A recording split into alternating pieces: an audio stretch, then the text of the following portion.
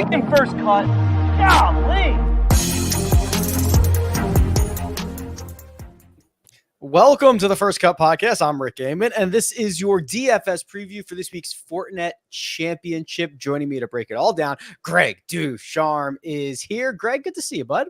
Good to see you too, Rick. The shortest off season in sports is over, which I'm really excited about. That off season was too long. I lost my focus a little bit. I don't know. There was not enough training going on, but I'm ready to get back into it, play my way back into shape.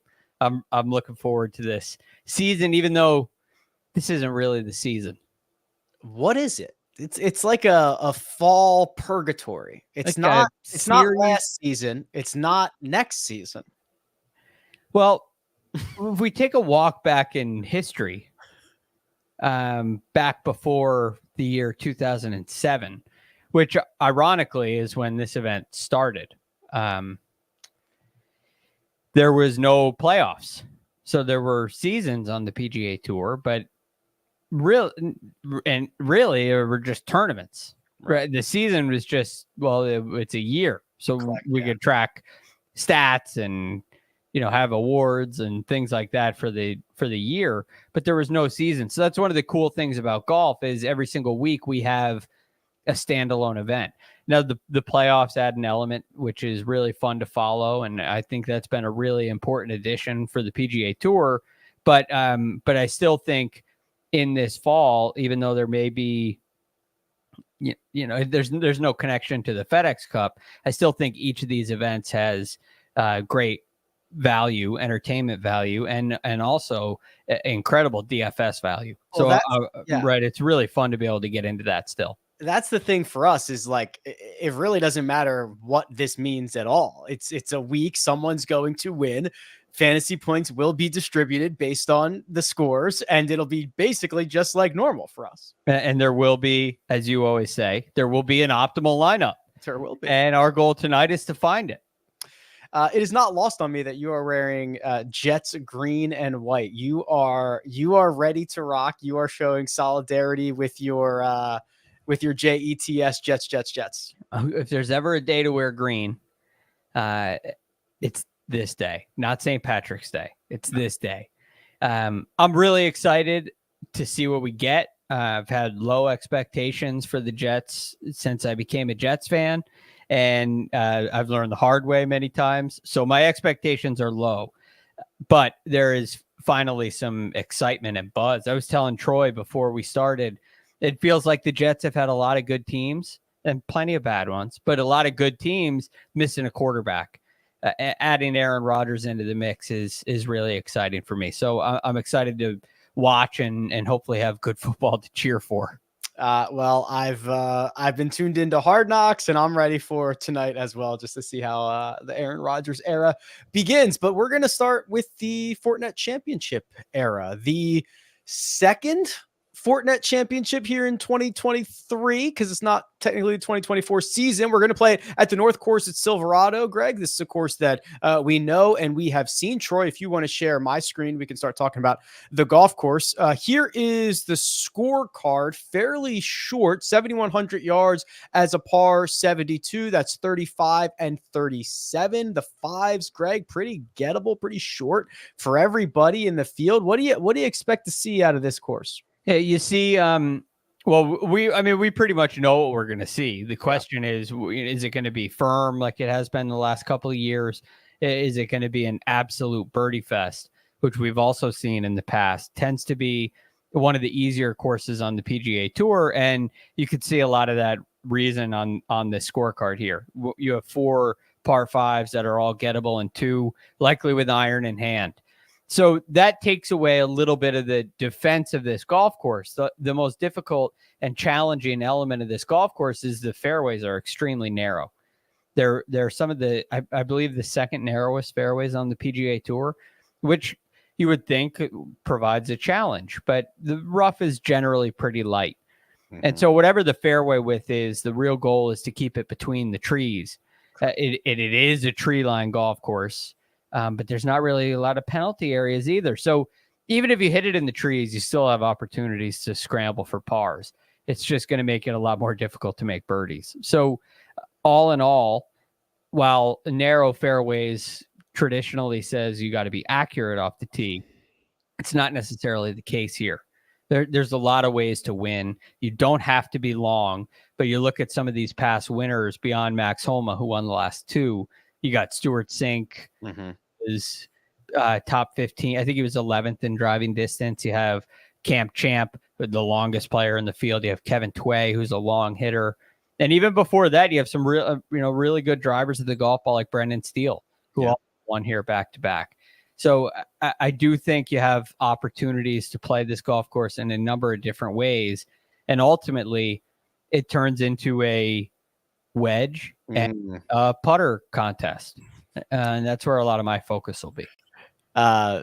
Great assessment. I agree. And we see it bear out while, I think there's spots out here where it's like 24 yards wide at 300 yards. I mean, it's very, very narrow, but the guys don't care. And you'll see they just rip driver everywhere. And you're going to see fairway percentages at like 45%. It just doesn't matter because the rough is not penal enough, and you get a lot of wedges and short irons into these greens and give yourself a lot of opportunity. Well, I was reading the preview, the notes from the golf course, and they got about 2.5 times as much rain as normal this winter. So average, they get 20 inches. They got over 50 inches of rain. The course was flooded out multiple times. The summer has been mild and cooler. So I do not think, Greg, it's going to be super firm and fast. I think we're going to get ourselves a bit of a birdie fest out here. Yeah. And that, what's the cause of wet conditions? The difficulty is if the rough is really long, which it's not here. So all of a sudden the defense of the golf course gets taken away. And guys that you said they don't really care how wide the fairways are, there are a few things that keep guys from hitting drivers, and it's sharp dog legs. Or if it's driver's going to run through, it's too much. And you can't cut the corner. Bunker complexes that really pinch down the landing area for a driver. Guys will lay back of that. Water areas, guys will lay back of that as well. And this golf course doesn't really have any of those elements. So it allows players to hit driver. And now when you add soft greens into the mix, which looking back at last winter is one thing, it doesn't necessarily affect this week. But if that assessment leads to soft greens, now the penalty of rough, which usually is spin and ability to stop the ball, also goes away. So you have opportunities with short clubs in your hands to fire at the flag from the rough and from the fairway. And that's going to lead to a lot of birdies. Back-to-back champion Max Homa leads the way here. And you mentioned it. There are a couple of other recent winners like Cam Champ, like Kevin Tway, like Stuart Sink in this field. Brendan Steele obviously now playing on live. He is not going to be here, but won twice. I think you kind of hit it already, but the through line there between those guys seems to be strong driving of the golf ball. Yes. Now, there's a few ways to assess past tournaments. One of them is to look at winners. I like to look at winners. I think there's absolutely a value in it. And when you see a trend like this, Max Homa's no short hitter himself. So, I mean, these guys are great drivers of the golf ball. It's very clear. But there have been other players near the top of the leaderboard who have found their way into the mix in these tournaments without being a great driver of the golf ball. So you kind of have an option. Do you look at the masses, or do you look at the winners?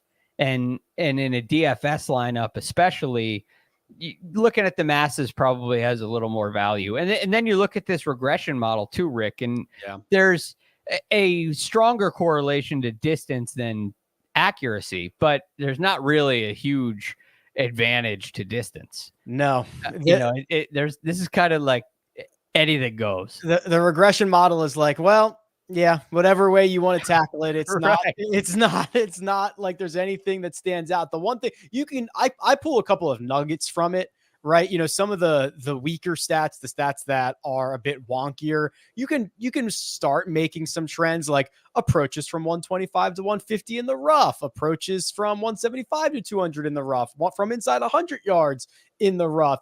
Going for where was the going for the green one? Maybe I'm thinking of someone different. Longest drives is here. I mean, you can start putting this together a little bit of guys who are just gonna hit it pretty far and not worry about playing out of the short grass. But you're right. I think the way that the stats lay out, there's a lot of different ways to get at this place. So when I see a golf course like that, I go to two key areas. I'll pay a little attention to driving, but really, because there's not a huge correlation either way, to me, that opens up the field to everybody. So now I narrow that down a little bit. I go to, approach play. Who's going to give themselves a lot of opportunities, regardless of their style, whether they're wedges from the rough or mid irons from the fairway, or, well, it's probably short irons from the fairway or the rough. But you have iron play, and you have who's going to make a lot of putts. Now, there's one other element that I think plays a factor in this. A lot of the guys in this field have had a lot of time off, right? Not a lot of guys from the Tour Championship playing this week. So recent form takes a little bit of a dive because this is the first event of the season. There may be some trends that I'll talk about tonight too, where guys maybe found something late in the season, but I'm not going on, one event from the BMW Championship that's going to sway me one way or the other. You kind of try to take a little bit of a wider lens. Since what have they done since June, for instance, or all of last season? Those are going to be some parameters, maybe even some more feel plays, like a player who you think should have some win equity. There's a chance that they figured something out in the offseason. I love it. Yeah, I want to pick your brain on some of those guys because, like you said, some haven't played since Wyndham. Others have went overseas and have been played last week and all that fun stuff. So we'll talk about those names. We'll look at the pricing and we'll go tier by tier and see if we can find the best and the worst for this week's Fortinet. But first, we're going to take a quick break and hear a word from our partners. We don't get a try run. We only get one life. So enjoy the ride.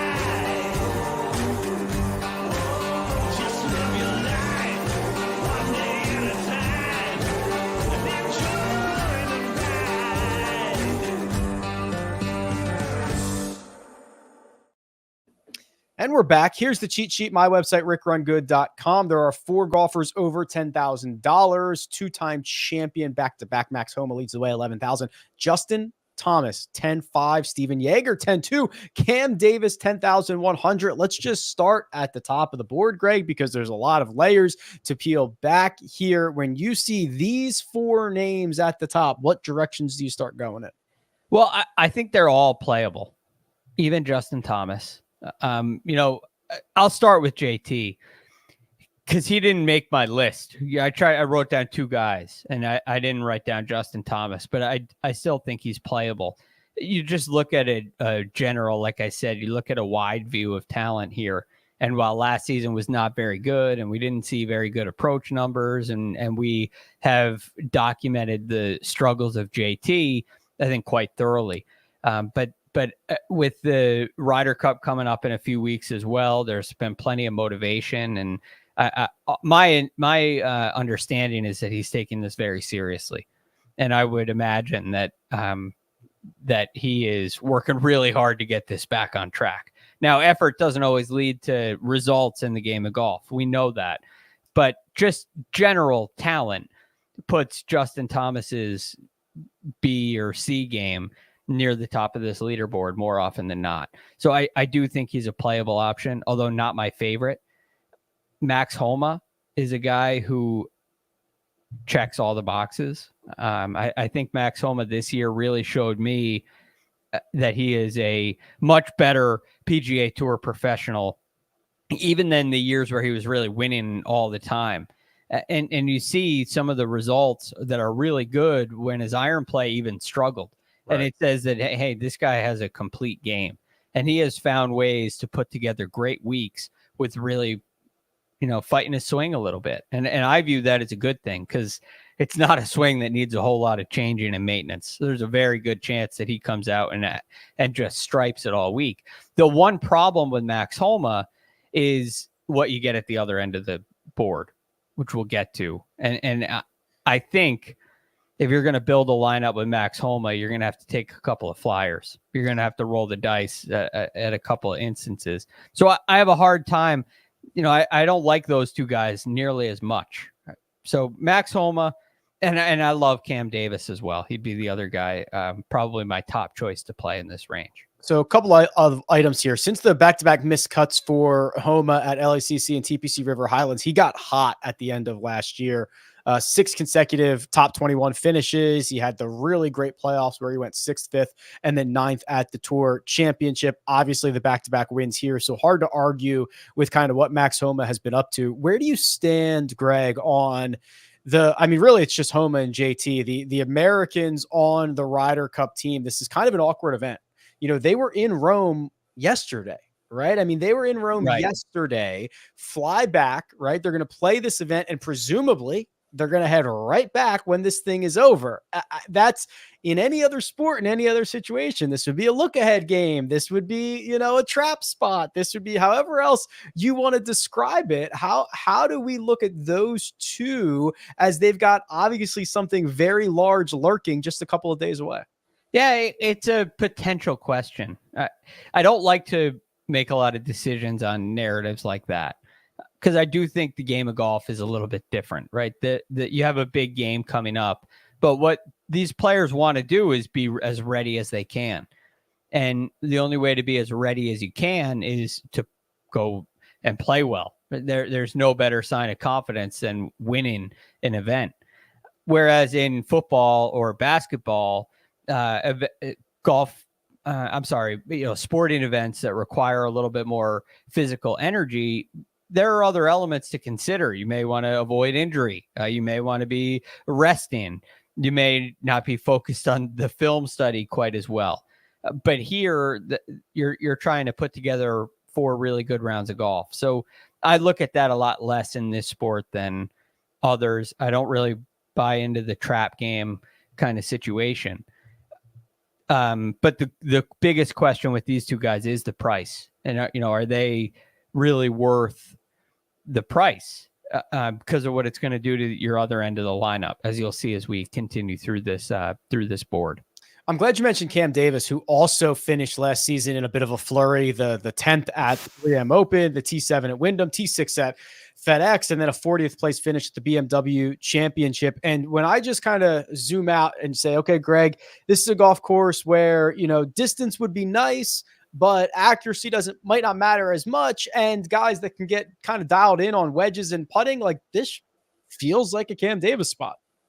It feels like, I think you said this 2 years ago at the Rocket Mortgage. Yeah. If you could design a golf course for Cam Davis, this would be it. Yeah. And while this is maybe a slightly different golf course, there are some similarities, I believe. And I think, at least as far as Cam Davis is concerned, this is a perfect spot for him.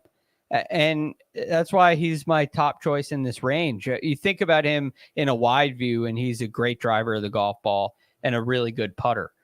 He has the same body type, for whatever it's worth, to a Cam Champ and a Kevin Tway, right? He hits it a long way. The body type comps, baby. Yeah, I mean, we're back. Look, it's completely meaningless, but it feels right. And I do think beyond that, his game really has provided a lot more merit than that. A guy who's a good driver of the golf ball and a good putter certainly works. And then you look at what he's done since July, and his iron play has been phenomenal. Which again, I think he's a really a complete player on the PGA Tour who just hasn't completely put it together, if that makes sense. So I love Cam Davis, and I have some pretty high expectations for him this week, and he's probably my top choice to start a lineup. Yeah, just to put a bow on the rest of these guys here, we'll talk about Steven Yeager real quick, who's in the midst of a 13 consecutive event cut streak. He's got a bunch of kind of top 25 finishes in there, highlighted by that T9 at Detroit Golf Club, which might be similar in some ways. I wonder, what the Steven Yeager upside is, Greg. I like this guy. I think he probably continues to make progress. I was kind of hoping to get him at $9,200 instead of $10,200. I think that unfortunately there is still a big gap between Homa and JT, and at least what we've seen from Cam Davis. As much as I love Yeager, it's a very tough pill to swallow here. Well, you want to have a guy who's gives you a lot of win potential right up top.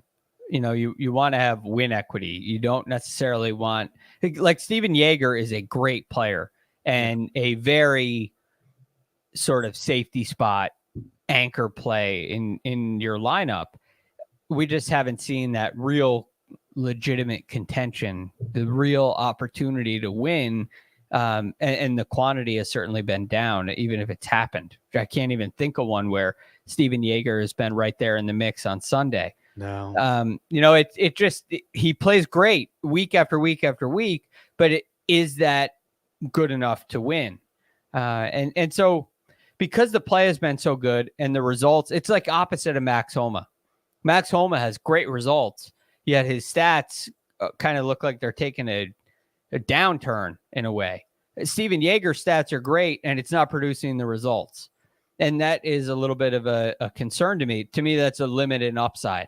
And so starting my lineup with Steven Yeager is, like you said, it's a tough pill to swallow. Before we move on to the next tier, I want to point out that I believe this is the first time in history that the two most expensive golfers have shared the same 4 letters in order in their last name. Max Homa, Homa. Justin Thomas, Thoma. I believe that's the first time ever. Wow.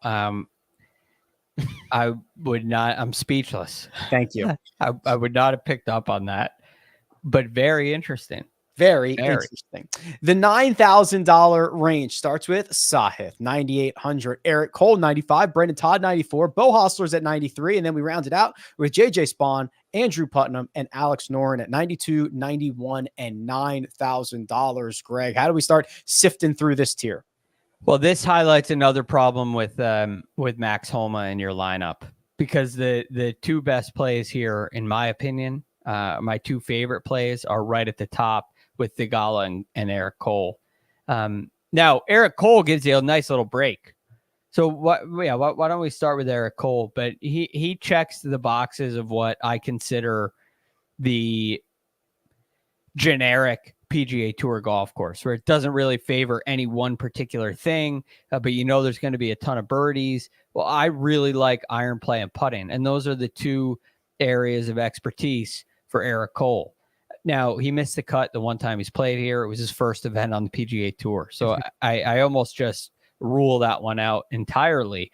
And you look at what he did all season long with his iron play, and for a majority of the season on the greens, and it's just spectacular.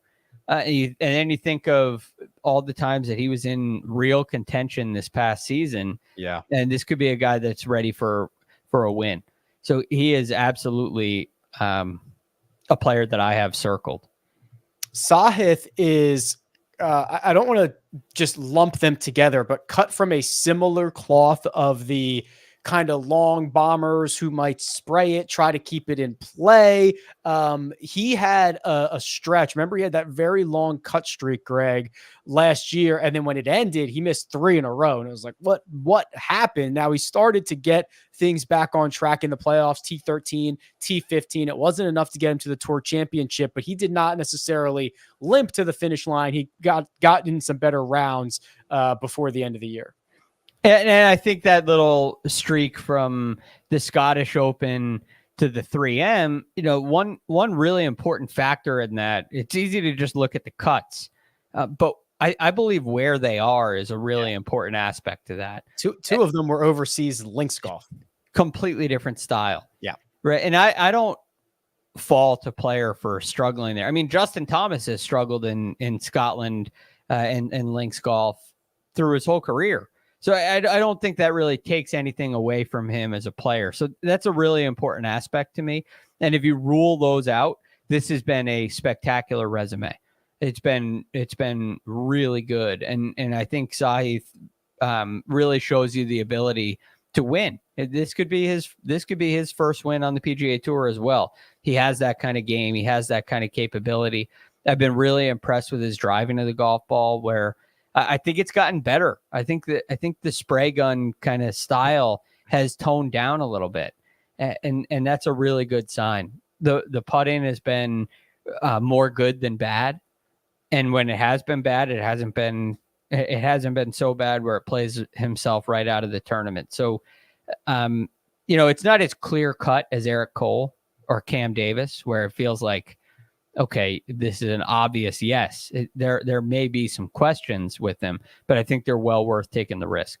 Sahith's played here 3 times, 14th, 47th, and T6. You're not going to argue with any one of those. Maybe the other decent history in this price range belongs to Beau Hossler, who has 3 straight top 25 finishes in Napa. And he's somebody else who is generally a very positive driver of the golf ball, kind of sneaky long and can get the putter going. It's really, for me, Greg, just a matter of, can he get dialed in with those irons and wedges? It's something that we've seen him do a round, 2 rounds at a time. It's been difficult for him to put 4 together, but you talk about his, final 5 events of last season. It was 4 top 25 finishes, including a T6. And I think that he's generally trending in the right direction. He is.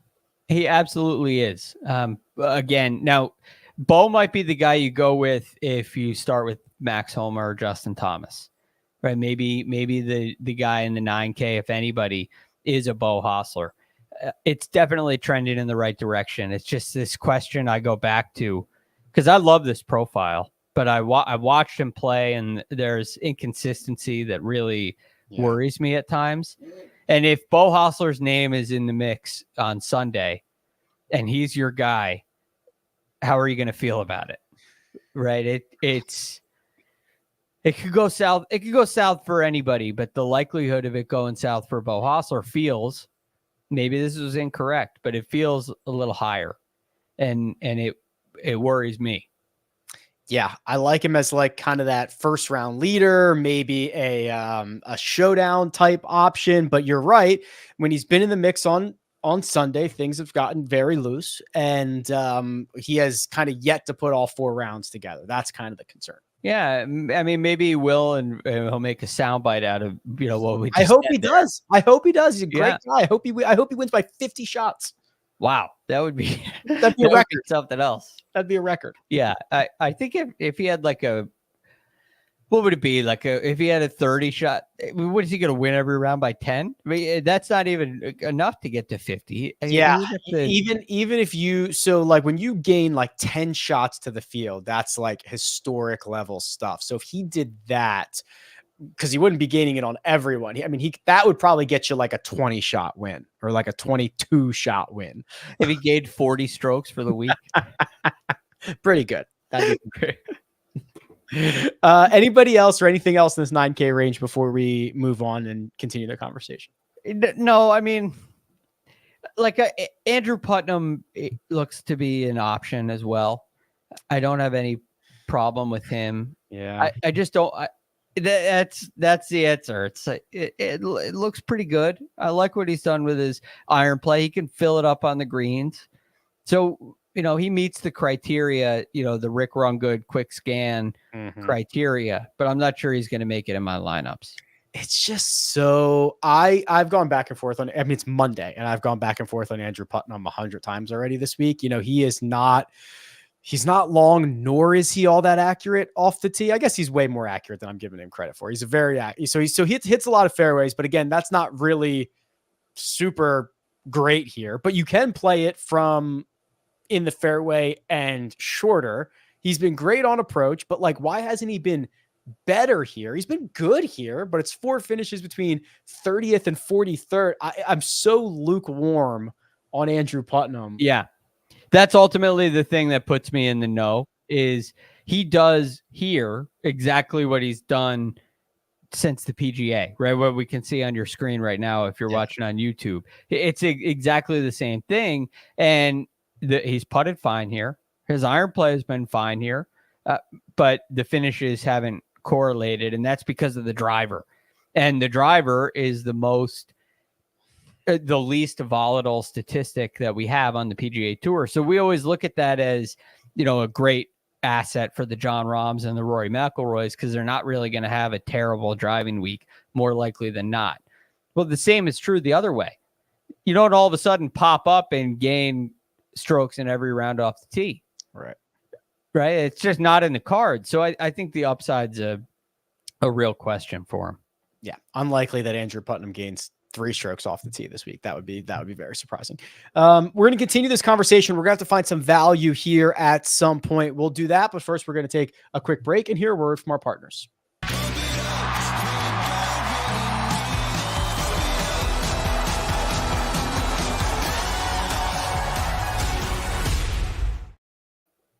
And we're back, the $8,000 range. Oh boy, this is interesting here. Webb Simpson, Lucas Herbert, Akshay Bhatia, Justin Suh. You get Ches Reavie, Taylor Montgomery in the middle. Then we round it out with Mark Hubbard, Nick Hardy, Matt Kuchar, Doug Ghim, and Kevin Streelman. So this is now getting to the point, Greg, where most of these guys we haven't seen since at least the Wyndham, some further back than that. We might have to start doing some resetting back to 50 or 100 rounds or something like that. We got some work to do here. Yes, but it's a very interesting range. You look at some of these names and they definitely catch your attention. Taylor Montgomery struggled late in the season, played great in the fall. Does he make a resurgence on that front? Putting's important here. You have the young guys like Akshay and Justin Suh. You have a Doug Ghim who's been around for a while, and Mark Hubbard. It's a very interesting range with all those names because they give you different options. The preference for me, Akshay Bhatia at this price, I think is a really strong value, and could be if you went with, again, a Max Homa. If you feel like Max is going to three-peat, Akshay Bhatia is a great secondary option. Look at how strong those ball striking numbers have been. Yeah. And that missed cut, Greg. So he wins in Barracuda and then misses the cut in his next start while still gaining 2 strokes off the tee. I do not care about that at all. Right. Like 0% do I care about that miscut. I don't care about it at all either. I mean, you look at what in 2 events before that, he gains over 5.5 strokes approaching the green, right? And I mean, he's done that 4 times since April, right? I mean, it's half the events. He can gain, nearly 10 shots ball striking. Yeah. This is the only thing we worry about, right? Yes. What is he going to lose you 6 strokes with the flat stick, or is he going to gain 2 and maybe win? And that's a real question. Now, the good thing is the little snippet of information that we have on him here at the Fortinet, he's actually played here twice, and both times, there you go, gain strokes putting. Yeah, significantly. Right? I mean, yeah, he's gained five strokes putting in 6 rounds. So I think that's a really good sign. And for me, that I circle his name twice. I think he makes so much sense in this range. There are so many players you could pair him with. He's probably a better option than many of the guys we talked about in the 9K range. But with his ball striking, you could almost pair like a Thigala, Cole, and Akshay together, and you'd have a lot of win equity, I believe, in my opinion, right up near the top of your lineup at a pretty low cost. So he's definitely an option for me. And a similar situation, but on the other side of the bag, would be Justin Suh, who I really like. Curious if you feel the same way. Struggled with his iron play all year. He really did. But the putter is unbelievable. Yeah. That is Lights 1, out. 2, 3, 4, 5, 6, 7, 8, 9, 10, 11, 13 events in a row he's gained with the putter, and many of those are a lot of strokes. He did hit it really well in Europe. He played the Omega European Masters what was that, 2 weeks ago. It ended on September 3rd. He finished 24th, so he's been back for a week. I think we could get kind of another step forward from Justin Suh this year, right? I mean, it kind of took him a little bit longer than, I mean, tough group to come out with, Victor Hovland, Colin Morikawa, but takes Justin Suh a little bit longer to find his footing. He might take another step again this year. I kind of thought that was going to happen last year, and it didn't quite materialize. Great. He showed that he can absolutely play on the PGA Tour, and he got himself in the mix on a couple of occasions. I just think the performance with his iron play is less than his talent, less than his ability. You see he gained 7 strokes at the Omega European Masters approaching the green. That just shows the ability level for me. So I'm very comfortable taking a flyer on him. Especially, it's very rare and that's the only real consistency. But on this kind of golf course, in these kind of conditions that we're projecting, it doesn't separate out quite as much with the ball striking. So I think that could be a really useful asset for me. I think my favorite is Doug Ghim, flat $8,000, and he has really started to figure this out, Greg. So he is, if we could put, actually, these are both guys that play out of TPC Summerlin. If we could put Justin Suh and Doug Ghim together, we've got ourselves a winner here, right? Because Ghim has gained, just in his last 8 starts, 7, 7, 6, 3, 6, 8.5 strokes ball striking. The question is, how bad is the putter going to be? And it was very, very bad at the Wyndham. He lost 9 strokes putting. He gained in 5 straight previous to that. So we just got to kind of get that marriage, and he's been playing a lot better. The results have been coming in. Ghim at $8,000 feels worth a click or two. It's got a little feel of like a Steven Yeager to it, but the price is right. It's $8,000 instead of being $10,200 or something. Right. So this is I do have questions about the upside with Doug Ghim, but I don't think that's necessarily a big problem with the $8,000 price tag. He could be a nice anchor in the middle of your lineup, a nice kind of safety play in the middle of your lineup. Just kind of looking through the rest of this range here. Ches Reavie's been great at this golf course. He's played like 34 rounds, 1.2 strokes gained per round. And he's hitting it pretty well too. Yeah, he is. Man, Kuchar just keeps playing golf, doesn't he, man? Is he ever like he's gonna play. He's gonna play. I got another name for you. Yeah, please. Mark Hubbard. I'm curious about Mark Hubbard. Now, the end of the season didn't go great. Missed the cut at Wyndham, nearly last at FedEx St. Jude. I attribute a lot of that to general fatigue. I think some time off could go a long way. But around the April timeframe this year, he changed coaches. He may have changed coaches a little earlier than that.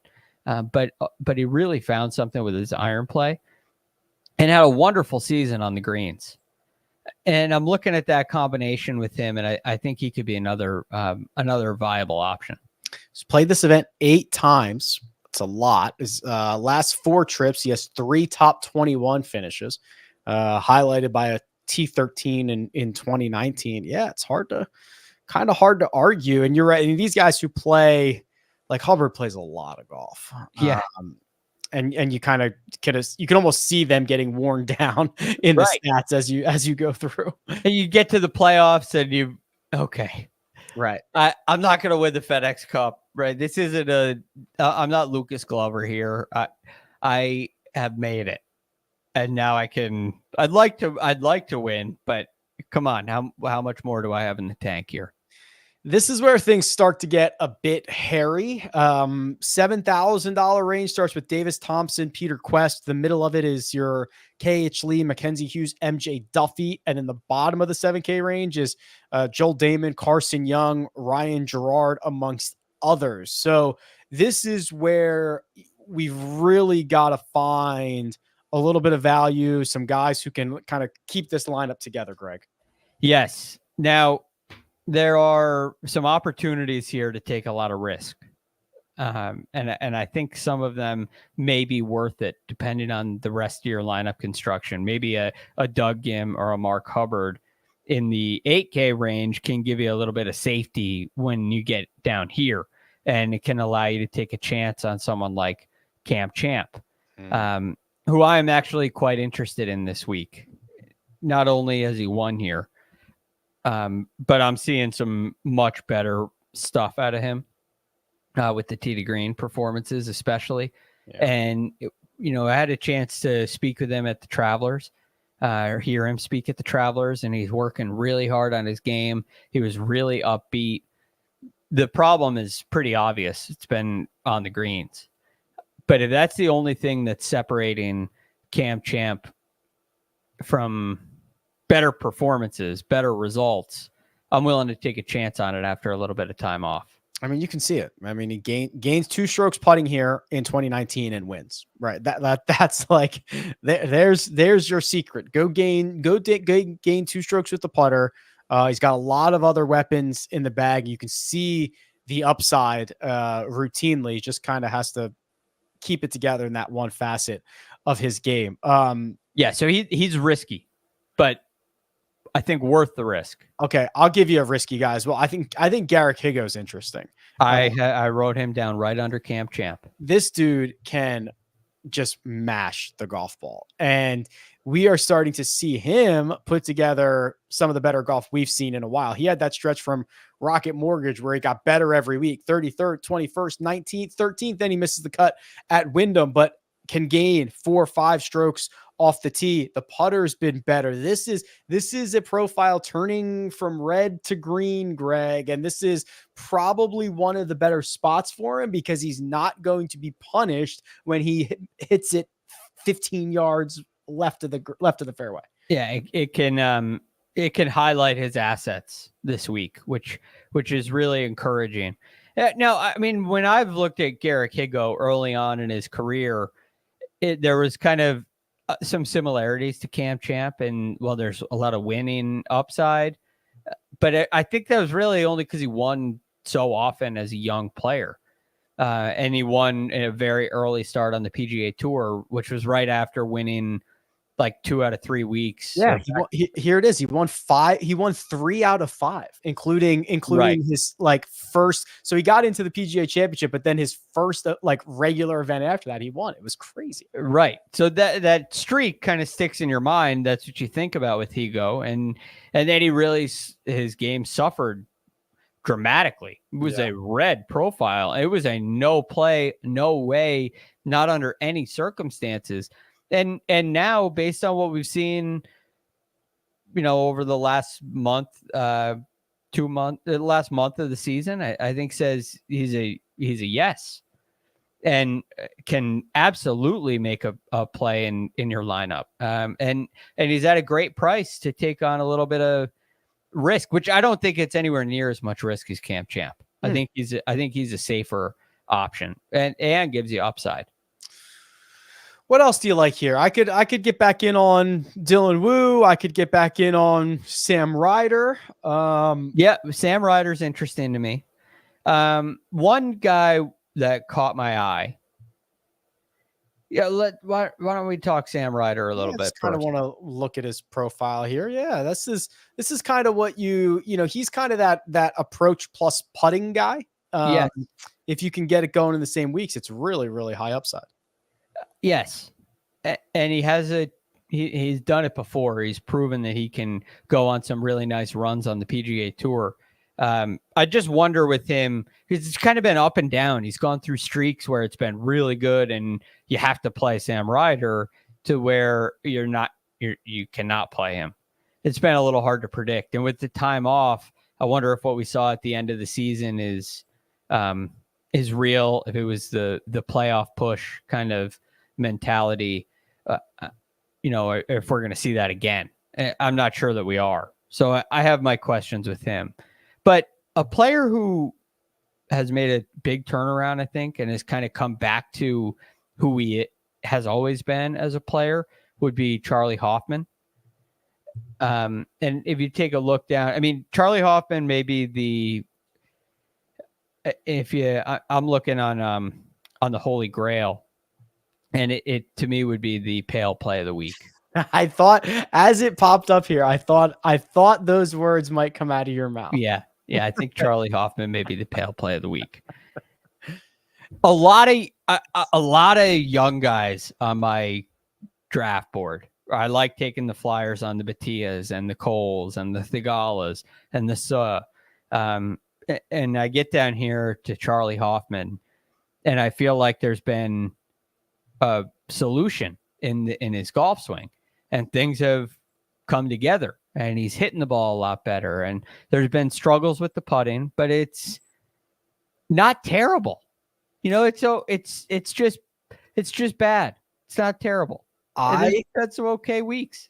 I thought it's funny because I was clicking around running some models earlier, and Charlie Hoffman was popping up, and I'm like, oh man, let me look at this profile. And when I saw it earlier today, I was pretty surprised with how good it was. Right? Yeah. I think if you had asked me, I would have said, I don't know, it's dark red, and Charlie Hoffman hasn't been playing well. I mean, he has been an above average ball striker for the last couple of months, and that's to put it lightly. And yes, the putter is bad, but it's not the worst thing I've ever seen.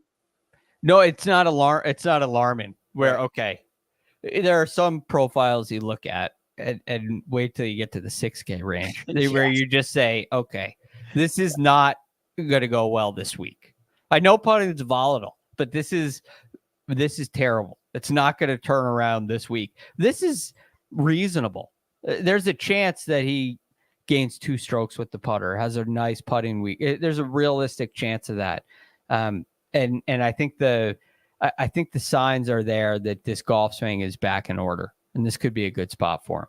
Yeah, I was pleasantly surprised when I was clicking through and saw that a little bit earlier here. I will throw out. Okay, so I just want to point out, because I know we're playing in an era where you got to have a lot of the information here. So Matty Schmid did not stop playing. He went and played 2 events on the European Tour and made the cut in both of them. So he finished T70 at the Czech Masters and then T24 at the European Masters. So that is now 3 top 25s in his last 4 starts worldwide. So I'm not like super stoked about Matty Schmid, but I wanted to point that out because if you're only looking at PGA Tour stuff, you would have missed his last 2, which I think gives him a better profile than some of the other guys that are down here in a similar priced range.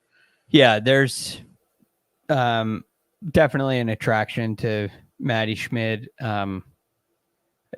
I tend to worry about these guys a little bit. Yeah. It feels like the European Tour, the DP World Tour rather, and the PGA Tour are not always the greatest predictors. No. And so it can be a good piece of information, but sometimes I think it gets overplayed, and I don't want to overplay that. So at $7,000, it's okay, but I'm not overly excited about it either. The $6,000 range, and if you thought the 7K range was tough, welcome to the 6s. Adam Long, Austin Smother, and James Hahn amongst those at the top. The middle of the board, Harrison Endicott, Jason Duffner, Jonathan Bird, and if you are feeling very frisky, the bottom of the board includes names like D.A. Points, Derek Lamley. Our United States Ryder Cup captain is somewhere in this range, I believe. Where are you, Zach? Yeah, there you are, $6,900. There is, not a lot to grasp at here, Greg. No, I was clicking around like we do. You do the skim over test, and you see where the green is, and you jot down some names, and then you take a deeper look, and there's just nothing to really grab onto here there's nothing to hang your hat on here in the 6K range. So now a couple of risks that may be smarter than others. One of them that I'm interested in is a Zach, but it's not Zach Johnson. Is it Zach Blair? It's Zach Blair. Okay. He finished tied second at the Travelers, tied 13th at the 3M. Saw a couple of nice performances out of him. It's been pretty good the last couple of weeks with the putter. It's been okay with the ball striking. A couple of opportunities to pop. But the thing that I'm hanging my hat on with Zach Blair is he has 2 tied 12 finishes here and a tied 4th as well. So I think this is a golf course that suits his eye. He's given us some good performances here. Yeah, he's not behind the 8 ball because his lack of distance. Right. So he's in play. He can play here. Yes, exactly. He can compete. 90% of the weeks he plays, he is boxed out because he Right. just is so far. He's just playing from behind everybody else. That is not as big of a deal here.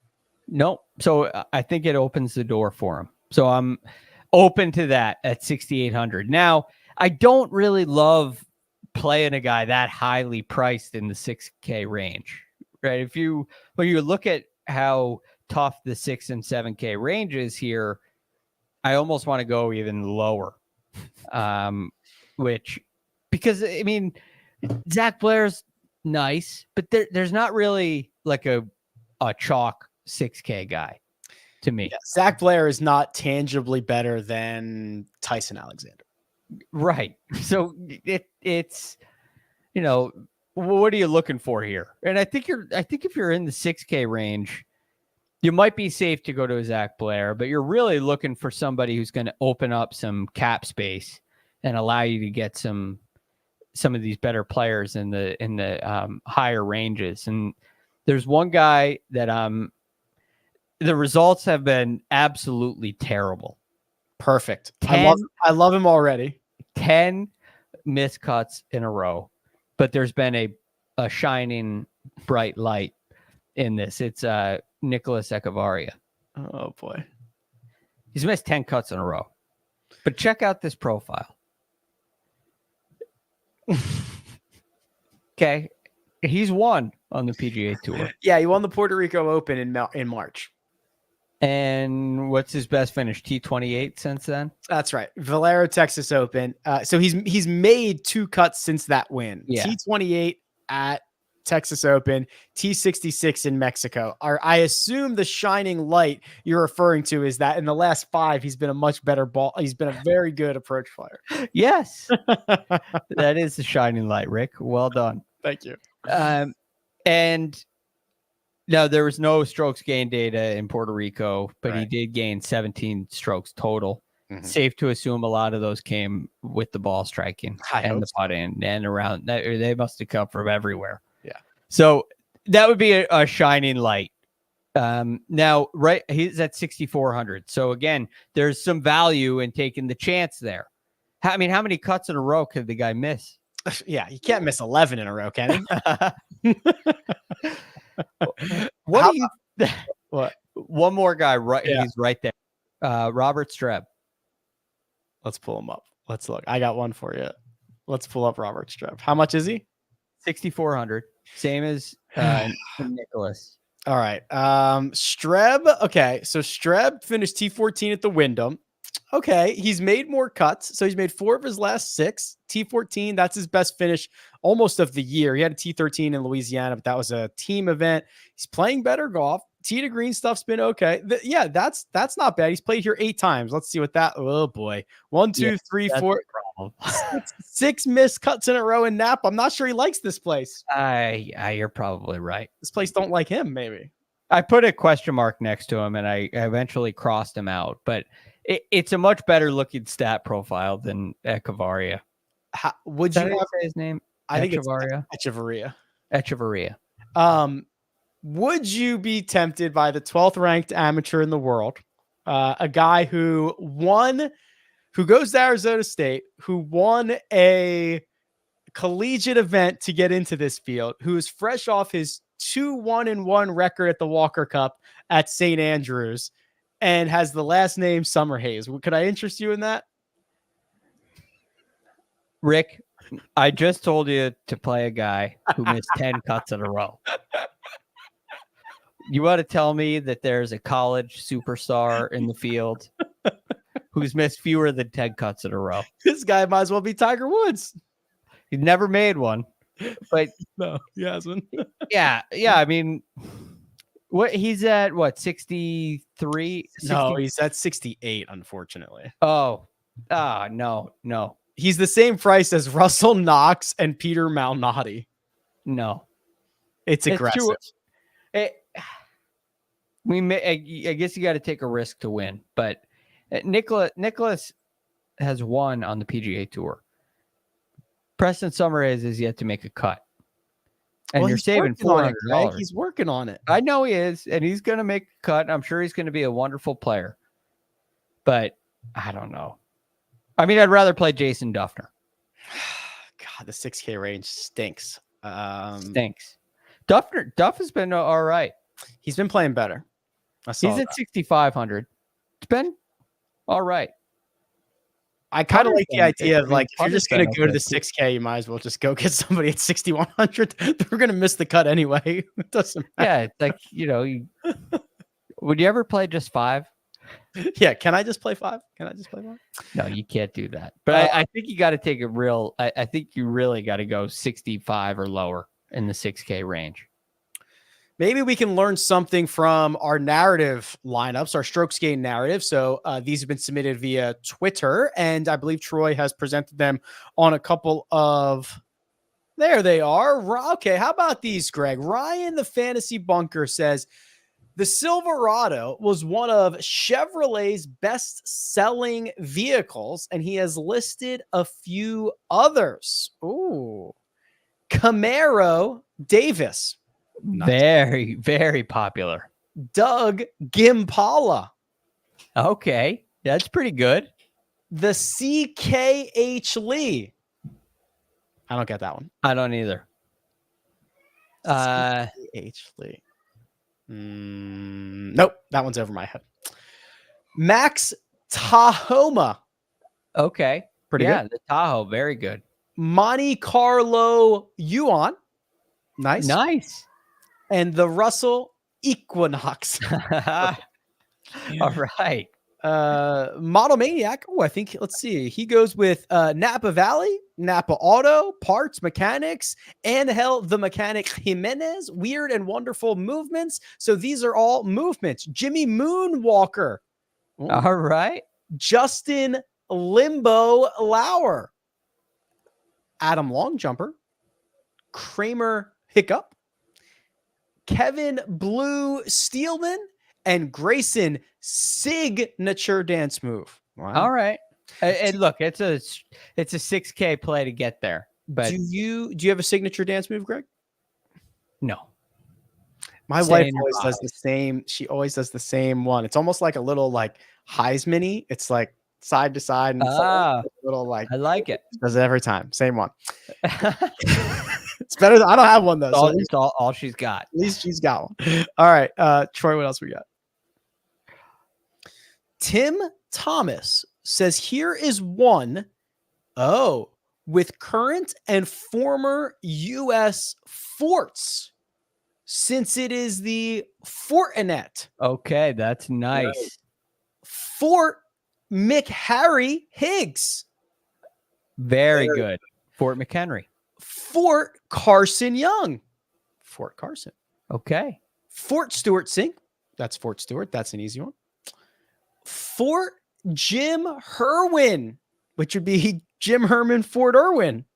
All right. Fort McNary Hall. That's Harry Hall, Fort McNair. And Fort Devens Bling, Fort Devens. No, it could have done Fort Russell Knox. Oh yeah, that would have been that's the obvious one, right? Where all the gold is, right? Fort Knox. That's good work though. I like coming up with the forts and knowing that many forts. Fort Bragg is another one that I know. That might be all I know. Yeah. I've exhausted my fort knowledge. Maybe we could put a little more thought into it. I know there have been Fort Sumter. Fort Sumter. Yeah. There's more that are around the tip of my tongue, but we're not going to get there. If we sat down with a beer, we could rattle off a dozen. Yeah. So. Yeah. John Markowski says he is very excited for the Fortnite Championship. He's too old to play Fortnite, but he has played these games. Okay. Pac-Man Kazire. I love Pac-Man. Classic. Not very good at it though. Justin Super Mario Brothers.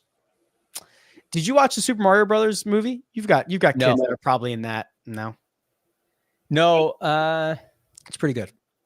Yeah, they're not in the video game stage yet. Movies they absolutely watch. I could check it out. It's pretty good. Oh, okay. Nick the Hedgehog Hardy. So Sonic and Nick Hardy and Ryan Mortal Kombat. Finish him. Taylor Pokey Montgomery and Grant Turismo. Which one of those is your favorite game out of those 6? See, I played Mario Kart. So if it was Justin Super Mario Kart, that would probably be one I really liked. Mortal Kombat, I was like too young when that was a thing. Yeah. So I've seen it. I never really played it. Yeah, we played more Street Fighter than Mortal Kombat. Yeah. Yeah, it wasn't at that age, it wasn't really my thing. But so I'd probably have to say Mario. What's one of the Mario games? Yeah. Mario Kart. Mario Brothers. Pokemon, like we traded the Pokemon cards in elementary school. I liked Never Sonic. stuck. I liked Sonic, but my kids love Sonic. Yeah, Sonic's good. Yeah, we were Sonic. Our family was Sonic for Halloween last year. Oh yeah, you were Mr. Brainhead or whatever his name is. I was Egghead. Egghead. Yeah, my oldest was Sonic. My youngest was Tails. Tails. Although I think Tails, that costume was really golden Sonic. Oh, nice. Okay. Yeah, that makes sense. All right.